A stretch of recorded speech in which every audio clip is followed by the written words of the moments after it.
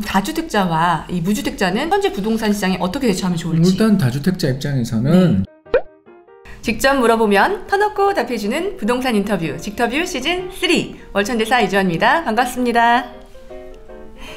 요즘 삼성전자 주식 관심 많으시죠? 금리가 떨어지면 부동산이 호재라는 말은 옛말이 되어버린 걸까요? 제로금리 시대에 내 자산을 어디서 지키고 불려야 할지 막막한 우리를 위해 오늘 이분 모셨습니다. 박사님 안녕하세요. 네, 안녕하세요. 반갑습니다. 요즘 어떻게 지내셨어요? 네, 책 쓰느라고 좀 바빠가지고요. 아, 그러니까 제가 섭외를 오래전부터 했는데 계속 바쁘시다고 출연 못한다고 하셔서 한참 만에 나오신 거예요. 근데 시각이 딱 맞았어요, 그죠? 4월 초에 대략 책 쓰는 작업이 마무리가 될 것 같아가지고요. 그래서 빠르면 아마 4월 중순 정도에 새 책이 나오는데 그 새 책 발간 앞두고 제가 사실 이때쯤이면 좀 한가해질 줄 알고 덜컥 출연한다 그랬던 걸 조금 제가 후회했습니다. 운이 되게 좋군요. 부동산이요 요즘에 팔리지도 않고 또 사지도 못하고 또 떨어질까봐 그다음 또 주식이 폭락해도 몰빵하면 되는 거 아닌가? 그래서 드디어 주식이 한번 폭락을 했었어요. 으악 1400. 정말 1400 볼 줄은 저도 꿈에도 몰랐습니다. 예, 그래서 이제 주식 하시는 분들은 아주 암담하게 맞이하고 계셨는데 요즘에 아직 투자 못 하신 분들 자산시장이 다들 이렇게 좀 폭증을 할 때 나 홀로 투자를 안 해가지고 이 허한 마음을 지금 이렇게 폭발하시겠다. 내가 부동산 시장을 놓쳤는데 이 주식 시장을 한번 바닥을 잡아보겠다. 용악개미 운동이라고 해서 우리가 삼성전자를 줍줍하자. 요즘에 부동산 한 가지만 하지 않고 주식도 같이 겸해서 하시는 분들이 많은데다가 또 문제는 부동산 팔아가지고 주식 사신다고. 능력자다. 예, 이제 요즘 그런 뉴스도 좀 나오고요. 또 부자 될 기회는 지금뿐이다. 라는 이런 기사들이 많거든요. 박사님 보시기에는 이거 어떻게 생각하세요? 일단 주식을 사는 거에 대해서는 저는 찬성하는 입장이고요. 근데 이제 너무 한 종목에만 몰리는 건 다르게 봐야 될 것 같고요.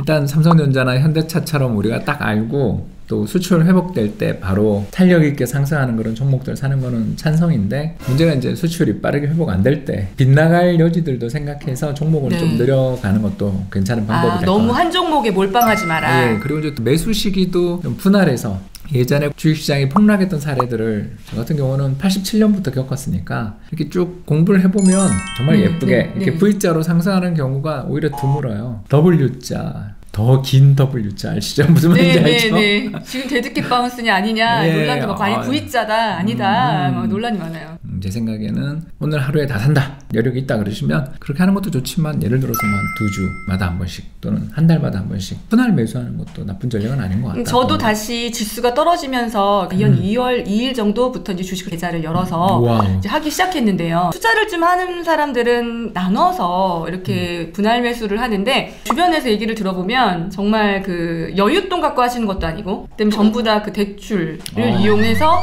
한 번에 몰빵 1400까지 떨어졌을 때 물을 타야 되는데 물 탈 돈이 없는 거죠. 그리고 이제 해보지도 않으신 분들이 막 신용을 쓰고 주식엔 신용이라는 게 있잖아요. 그런 신용은 큰일 납니다.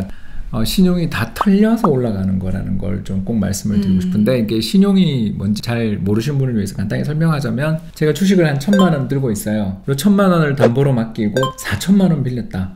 레버리지를 4배를 썼다 그러면 5천만 원어치 투자할 수 있잖아요. 예를 들어서 5% 올랐다 그러면 5%만 올랐으면 예전 같았으면 1050만 원이 될 텐데 5천만 원을 썼으니까 250만 원 되잖아요. 돈을 빌려서 투자를 하게 되면 레버리지 지렛대 효과가 있어가지고 수익률이 굉장히 많이 나요. 근데 좀 문제가 뭐냐면 어떤 날 20% 폭락한 날이 나올 수도 있잖아요. 5천만 원이 4천만 원 되죠.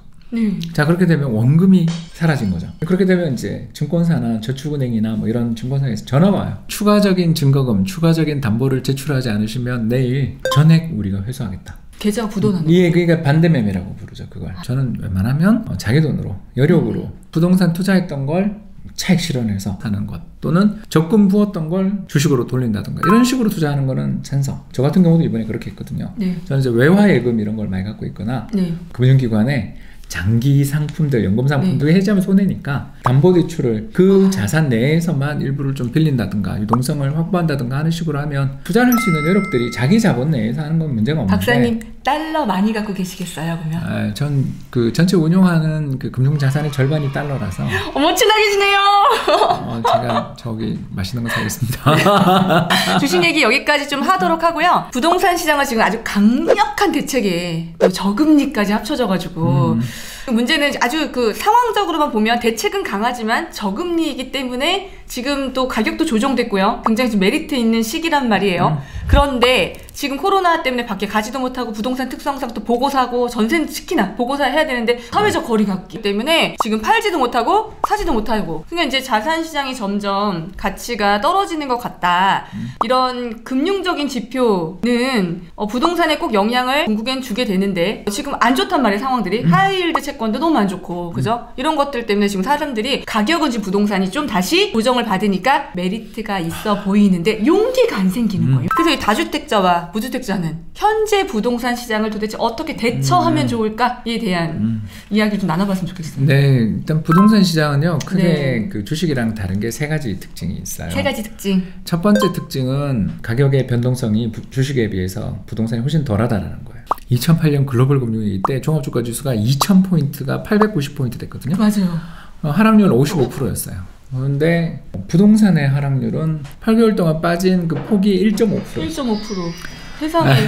그러니까 부동산 투자하신 분들은 일단 경제 위기급이 오더라도 상대적으로 가격의 변동성이 덜하다. 이건 알아두셔야 될 거고요. 이제 두 번째, 상당히 중요하다고 보는데 두 번째 특성은 바로 뭐냐 하면 후행이에요. 후행. 네, 그러니까 경기 지표가 나빠지고 네. 그 뒤로 몇 달 있다가 부동산 시장이 조정이 시작됩니다. 바로 빠딱 오는 게 아니라 약간 좀 느리구나. 예. 특히 대출이 있어서 그래요. 경기가 나빠져요. 경기가 나빠지면 제가 지금 제일 걱정되시는 분들이 자영업 하시는 분들. 고정적으로 나가는 비용 지출들은 되게 큰데 비해 가지고 매출이 발생하지 않는 경우에 상당한 어려움을 우리가 겪게 됩니다. 그러니까 안 버는 것까지는 참을 수 있는데 계속 비용이 나가다 보니까 그렇죠. 뭐 예를 들어서 임대료부터 시작해서 고용하신 분들에 대해서 당장 뭐 또 4대 보험료 이런 것들도 나가잖아요. 저는 부동산으로 벌어놓은 그 임대소득이 지금 이제 사업소득으로 고스란히 이렇게 전환되고 있어요. 지금 당장만 놓고 보면 되게 어렵기 때문에 결국 이제 어떤 분들이 생기냐면 안타깝게도 현금 고갈되면 부동산을 파는 거 이외에 답이 없는 경우들이 되게 많다라는 거죠. 부동산 시장은 기본적으로 실물 경제 여건이 나빠지게 될 때 그 뒤에 후행적으로 매물이 나온다. 그러니까 너무 단기적으로는 너무 그렇게 겁먹고 걱정할 필요는 없지만 좀 중장기적으로는 지금 움직이는 그런 실물 경기를 보고 여파가 끼도 하겠다라는 리스크 대비를 해야 된다. 그런 그렇죠. 말씀이신 거죠. 그래서 경기가 네. 뭐 지금 되게 안 좋은 상황인데 2분기, 그러니까 네. 4, 5, 6월에 되게 안 좋았다가 7, 8, 9월에 강하게 반등한다 그러면 역으로 부동산 시장은 7, 8, 9 여름이 좀 힘들 수도 있는 거죠. 이미 어려움에 처하셨던 분들은 그때 경기 좋아지더라도 이미 나는 늦었어 하시는 분들 되게 많거든요. 이게 사업의 어려움 아니겠어요? 네.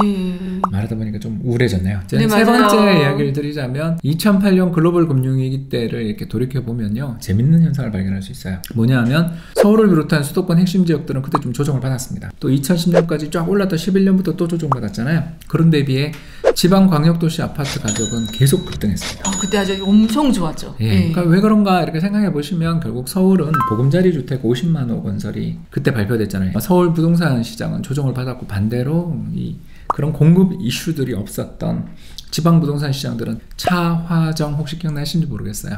자동차, 화학, 정유. 그래서 전부 남동 해안벨트에 있는 산업들이 좋아졌거든요. 그때 창원, 거제에 신축 아파트 급등했던 거 다 기억나시죠? 네네. 그래서 뭐 장승 포항 분양권 근처 받기만 하면 그냥 3천 계약금 넣으면 막 올라서 6배, 5배 막. 그렇게 가격이 오르는 거 보면 부동산 시장이 이제 세 번째 특징이 나오죠. 첫 번째는 안정성이 굉장히 높은 시장이고 두 번째는 약간 후행을 하고 후행하고요. 있고. 세 번째는 뭐냐면 지역별 차별화를 절대 생각해야 되고 항상 부동산 시장은 전국 단위로 올라간다 빠진다 이건 97년 외환위기 이전에는 있었던 정말 옛날 이야기고요. 그 뒤 지금까지 무려 20년, 23년에 걸친 세월 동안은 차별화의 역사였어요.